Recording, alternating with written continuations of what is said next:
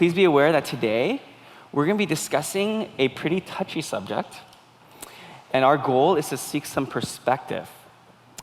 And so I've invited a trusted person from our community, and I'm hoping that we can gain a wider perspective from someone whose experiences are likely different than ours. So with that, it's a great privilege to introduce our guest today, Dr. Tania Abouezzeddine. She's a psychology professor on campus. Let's welcome her today.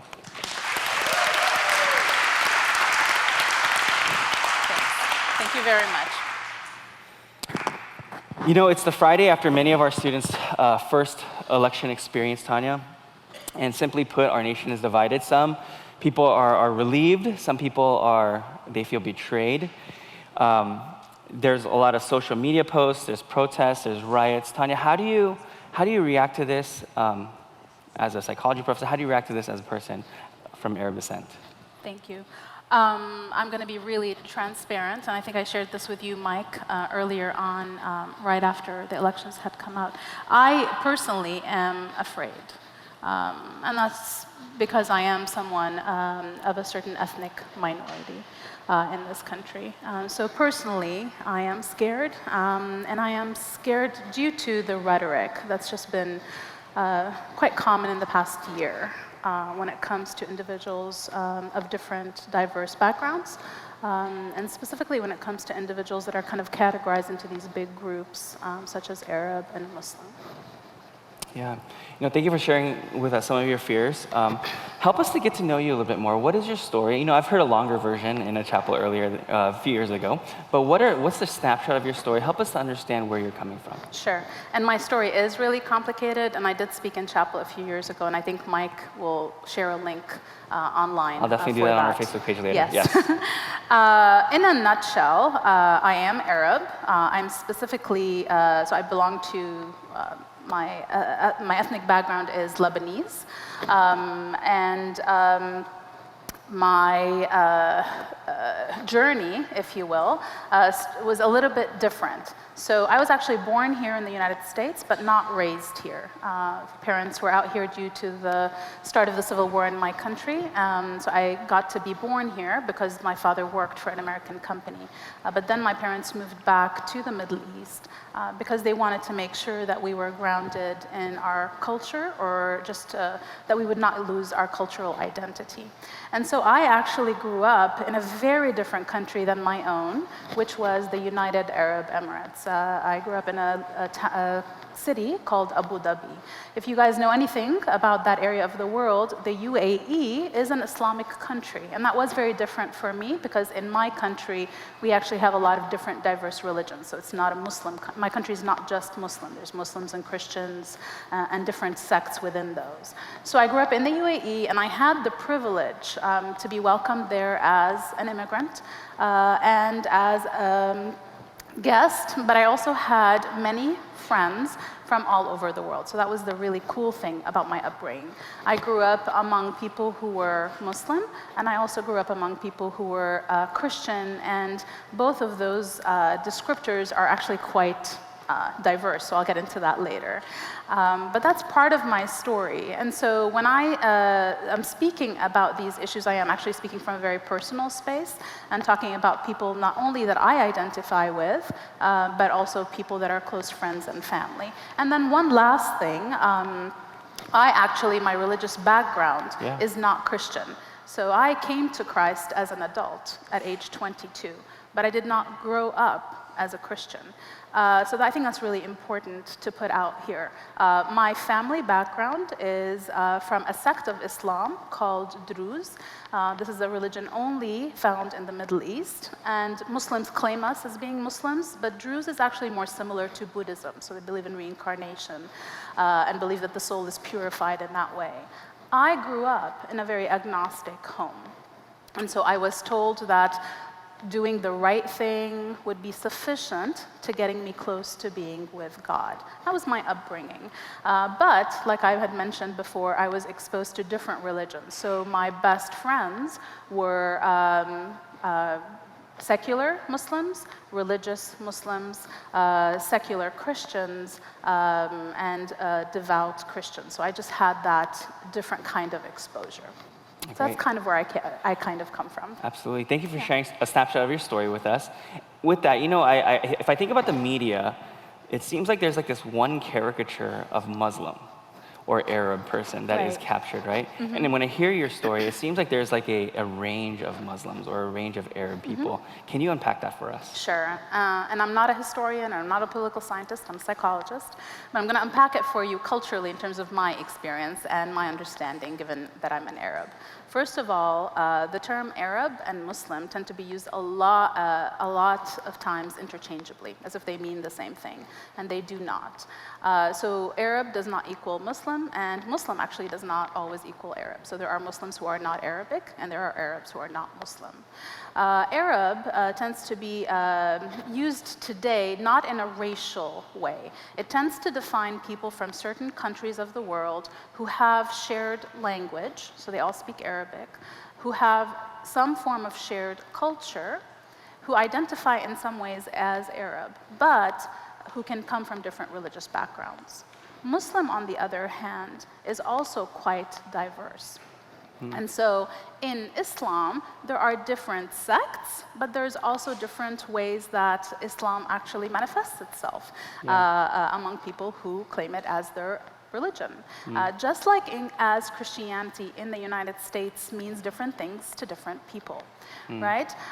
So in Islam, you can have someone who is a secular Muslim, meaning that they grew up in a Muslim home. It's their ethnic identity, but they are not devout, and they do not actually follow the tenets of Islam.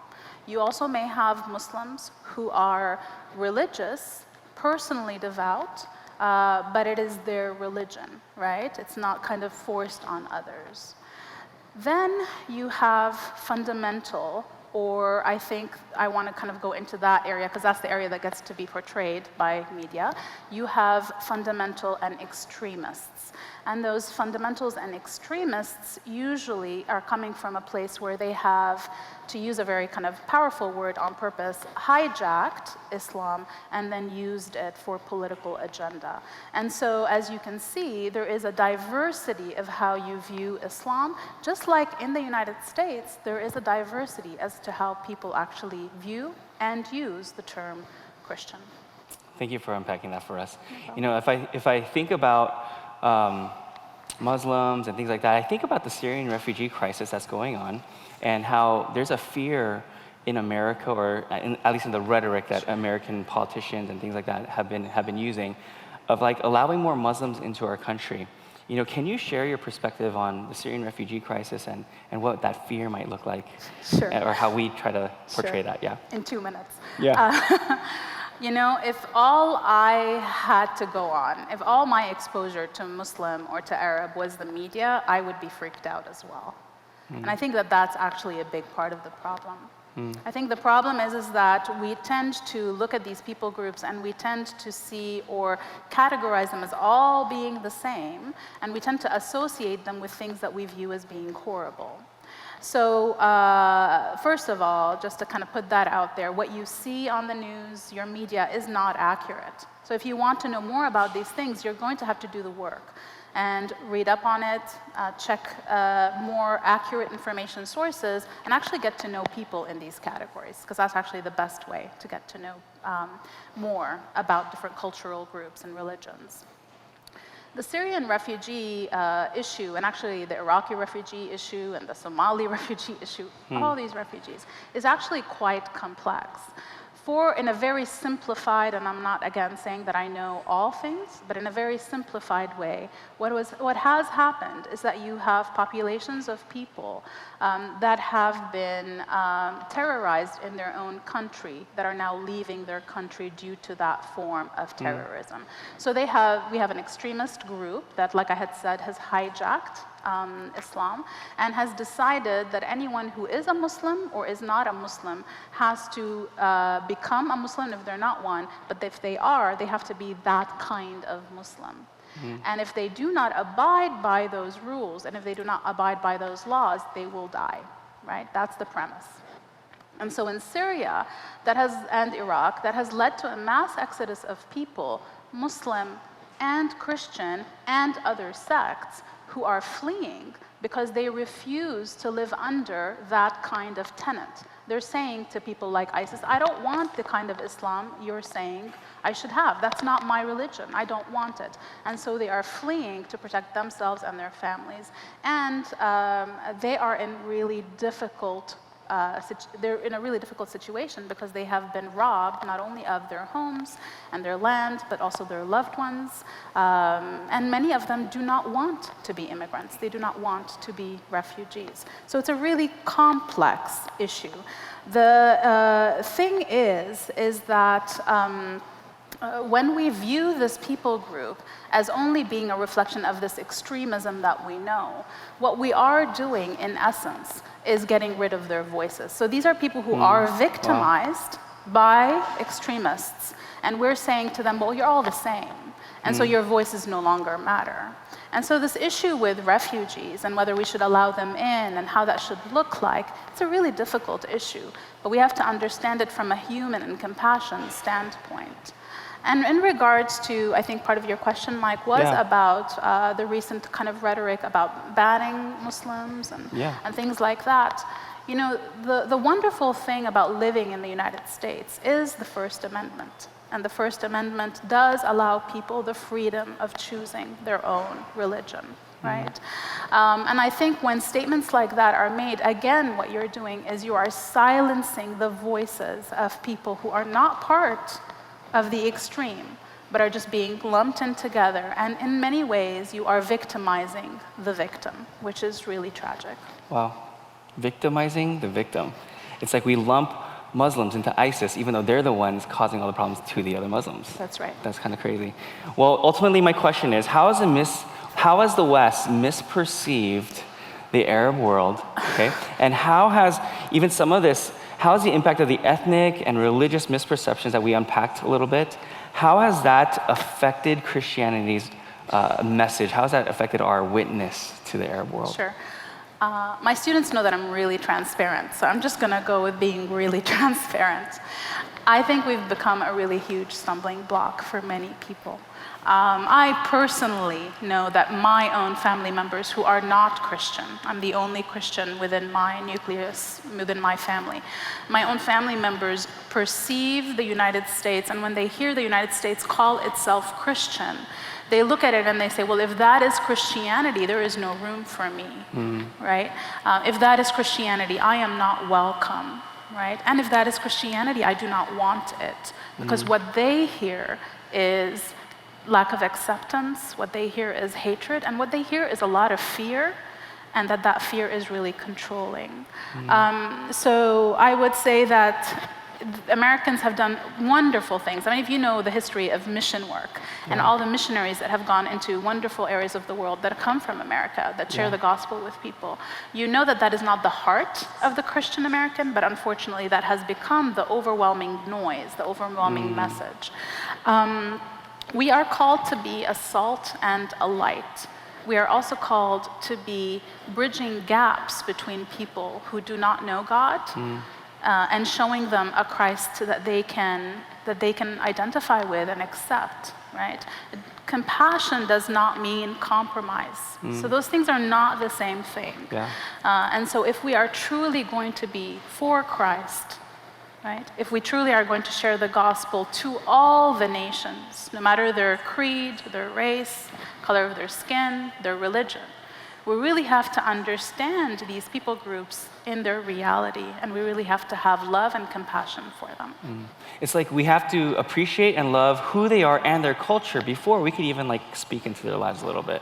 Right. I mean, you're talking about a very touchy topic, right? So getting into a conversation with someone where the first thing you do is attack their theology is not going to open any doors, right? And so the thing with individuals who are other to us is that we have to be welcomed into their story. We have to be welcomed into their homes. And in that welcoming, all our responsibility is to sow seeds, right? God has given us the commandment to sow seeds, to water, and to harvest. But we're not necessarily doing all three, all at once, all at that one moment, right? And so that means that we have to enter into these relationships that may seem scary or difficult or different, so that we can gain trust, so that people can actually say, you actually do love me. And because you love me, I will listen to what you have to say. And that, to be honest, is what saved me. That's how I got saved. Is because someone said to me, Jesus loves you in all your mess, right? You don't have to be perfect. You don't have to believe in all of the tenets of Christianity at this one moment. Jesus loves you. Will you come and allow him to show you? Great. Thank you for that, Tania. Let's take a little bit of a break, okay? I want to invite you guys, our Biola community, to text in questions, email questions, Facebook questions, tweet us questions, okay? And let's unpack this a little bit more with Dr. Abouezzeddine. And our worship team is going to lead us into a time of reflection. And please, send us some questions. Let's answer some of the questions from our Biola community. Here's the first one, Tania. I want to move towards this conversation by helping you and others feel known for who they are. Can you tell us a story about a time you felt known in these parts of your identity? An example of what this looks like. I'm assuming felt known in the parts of my identity as an Arab. I think that's where that question is coming from. I think I feel most known when people want to enter into conversation with me about where I'm from and what my past has been like. I think that's a really important tool, is to enter into a conversation in humility without, sometimes people, well-intentioned people will start off with stereotypes. So I actually will start by saying something that's not been helpful, which is someone saying to me, oh, do women in your country drive? Are you allowed to work? Do you have to cover your hair? And I understand, I really do, where those stereotypes come from, but those are not the tools to use. More helpful tools would be to say things like, what was it like growing up? Where did you grow up? What was your household like?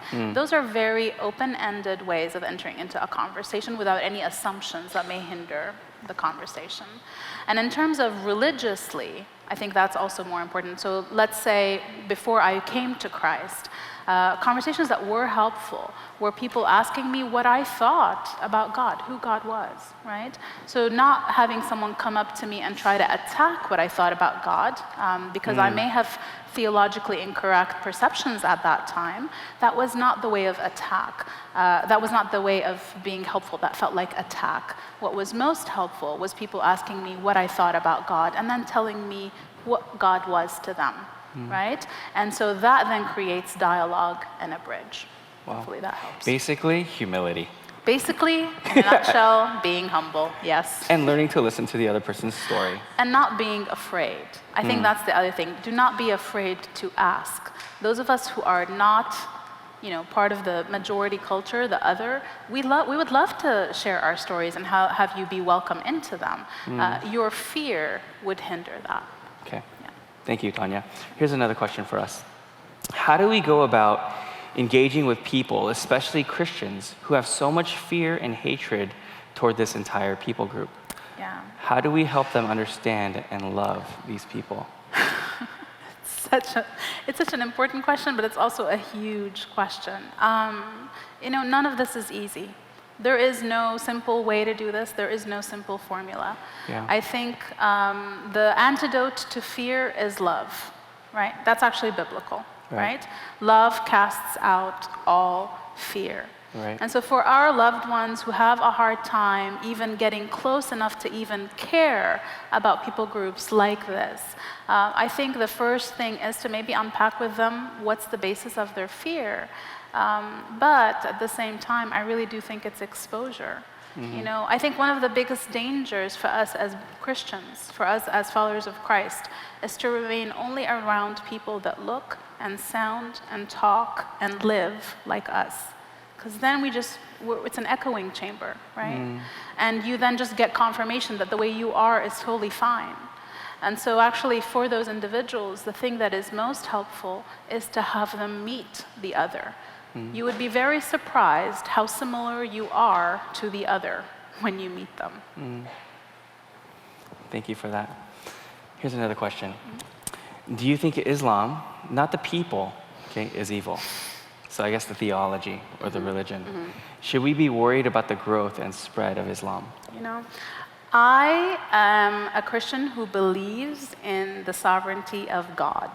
So I think I for some reason, need to say that first.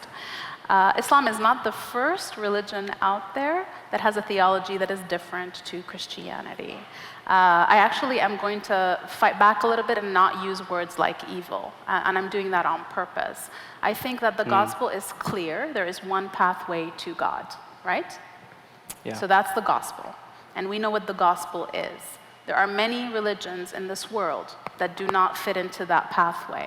But if we begin to label people as evil and begin to be afraid of things spreading, we are focusing on the world, and we are actually told in the gospel to focus on God. Our job is to live in an evil world. I don't know where we got the impression that our lives are going to be easy and smooth, and that we're going to make this world nice and clean and good. We live in a corrupt, fallen world, right? It is corrupt by sin. That means you're going to have a lot of different theological principles that are not going to be what God is and who God is. And as Christians, we're not about making this a better world in that way. We are to make it a better world by being good stewards, by loving other people, by being salt and being light. But our job is to share God for who he is. And whatever God allows in terms of the spread of certain religions in some way versus others, that's his job to deal with. We've got to do our job, right? And that's be salt and light and be a reflection of Christ. Thank you for that. Thank you for pushing back on that word too. Yes. So that's okay. That's okay. We could do that here, Yeah. okay? All right, here we go. Here's another question. How can we best put at ease minority groups who are scared and or angry? And I think this is talking about after the election. Sure. I think, it's really, again, part of stewardship, but it's really about being a neighbor. What does it mean to be a neighbor? What does the Bible mean when Christ calls us to love our neighbor? In that love comes protection. So that means you have to be a voice for people who may not have a voice or may not feel that they have a voice. Right? So if you're part of a majority culture where you feel like, you know what, if I say stuff, it's fine because I live here and it's accepted, then your responsibility, actually, you have a burden on you that is large, which is that you have to be a voice of truth, and you also have to be a protector of those that may not be able to defend themselves. We talk a lot as Christians about defending the rights of the least of these. And if it's okay, and I hope it's not misunderstood politically, we have to expand our definition of what the least of these is, right? The least of these are people who may not be like you, may not have the privileges or the comforts of life that you do. And as Christians, in order to make people feel safe, they need to know that someone's got their back. And I think that a lot of people today are afraid because they feel like no one has their back. And so this is an opportunity for us as believers in Christ, right? To have the back of those that cannot necessarily defend themselves. Thank you. No problem. There's another one. Here's another question, okay? We're getting right into it. So how will Trump's presidency, in your opinion, affect Muslims and others? In that, can you explain why you are afraid? Sure. And I don't want to get into political candidates, so I'm actually going to push back as well, because I'm not afraid of that. But here's actually what I do want to say. It affects Muslims specifically because the rhetoric has actually talked about Muslims specifically. Yeah. So there has been specific rhetoric that has said Muslims should not be allowed into the country, so immigrants that are Muslim can't come in. Just to remind you, that would have included me, right? I wouldn't have been able to come in. The other thing is there's this talk of a Muslim registry, which also would then include me. Because no one is stopping to think, well, what kind of Muslim are you, right? So that is extremely scary, right? That is echoing of a world that we thought, and actually America did a great job of helping out, which is in the Second World War, where that was the rhetoric that was being used, but against a different population. That was the Jews at that time. And America was the hero of that war, right? Yeah. They defended the rights of those that were being marginalized in this way. So why am I afraid? It's because of this language. This language is scary. And it's coming from, to be honest, a place of fear. The reason why people want no Muslims in, and the reason why people want all Muslims to register is because they're afraid, right? But as Christians, we are told to fear not. We're also told to be discerning and to be wise. And so, yeah, there needs to be more of that kind of engagement. Yeah. Thank you for that. No problem. Let's keep going. Let's keep going. Here we go. Okay. How can we, as American individuals living far away from the majority of refugee areas, help the refugees? That's actually a very good question. And I actually got to do this summer, but I know that I'm privileged because I'm also Lebanese. But you can help. You can join mission organizations. You can go on short-term missions. There are a lot of refugees that you can actually be in contact with abroad. But you live in Los Angeles. There are refugees here in Los Angeles. Down in Orange County, a lot of refugees that need help. And the beautiful thing that I actually learned from my experience of interacting directly with refugees this summer, the majority of whom were Muslim. I only met a few Chaldean Iraqis, but the rest were Syrian Muslims, was that they will come if they know that they are going to be respected, loved, and listened to. And in the ministry that I was involved in, it was a house church. So they knew they were coming to church.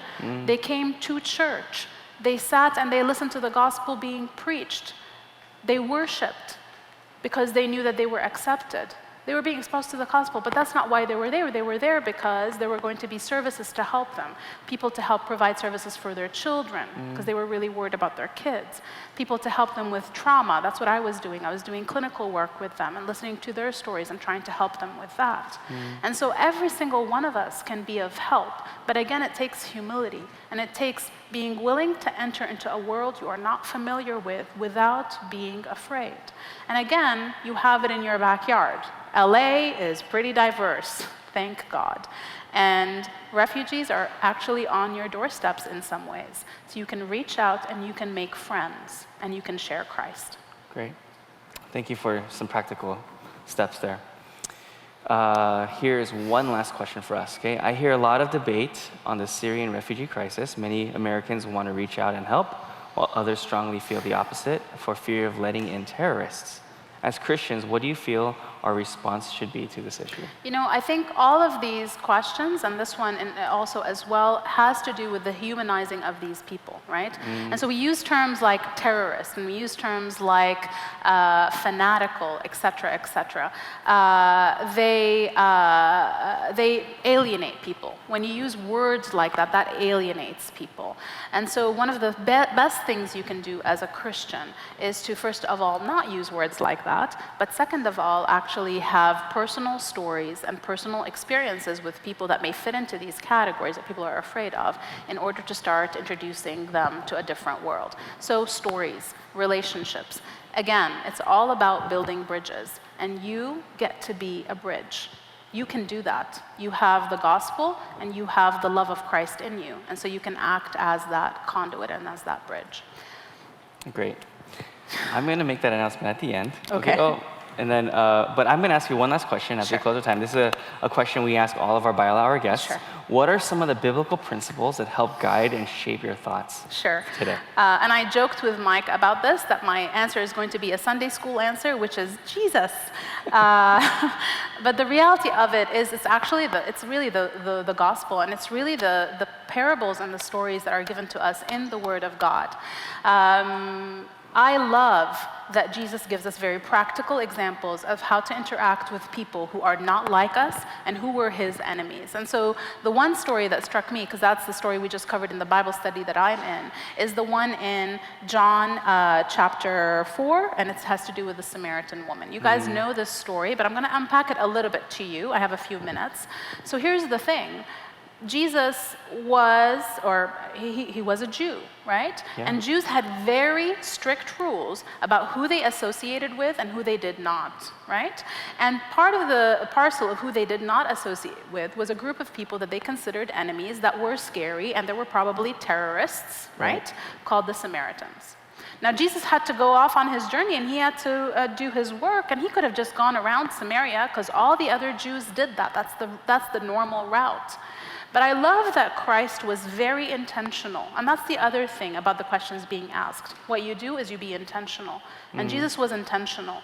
And he said, no, I'm going through Samaria. And not only was he intentional in terms of where he went and sat. He didn't go into Samaria and knock on a wealthy man's door, right? And have a philosophical conversation with that wealthy man about his theology, because the Samaritans did not have accurate theology. What he did is he went to the well. And he went to the well at noon. People don't go to the well at noon in that era and at that time. It was too hot. That meant that the people that were going to come to draw water at that time were going to be the least of these. They were going to be the ones that just no one wants to identify with. And that's what he got. He got a woman who in that era and at that time was also not part of the acceptable, right? But also a Samaritan, and also a woman who had multiple husbands, and the one that she was with was not her husband, right? So adultery, right? And he sat at that well, and he says to her, he speaks to her first. She doesn't speak to him first. He addresses her, and he says, give me a drink. And I love what she says to him. How can you, a Jew, speak to me, a Samaritan? Right? So she's part of that terrorist group. She's part of that not safe people. And she's shocked that he's actually talking to her. And in that act of humility on Jesus' end is the beginning of a bridge, right? Jesus then begins to share with her about who he is. She has incorrect theology, and she states it. And he listens to her, and then he tells her what the correct theology is. So he doesn't compromise, but he is kind to her. And he then offers her the living water that she will never thirst ever again after having drunk it, right? And what does that Samaritan woman do? She runs off and she shares the good news that she has heard with all that village, and all that village is saved. That whole city got saved because of that act of kindness and that bridge making. So to answer your question, it's in the Word of God, and these are the examples to actually mimic and follow. Thank you, Tania. Thank you for unpacking your story and sharing some of your wisdom with us today. Sure. Biola University prepares Christians to think biblically about everything, from science to business to education and the arts. Learn more at biola.edu.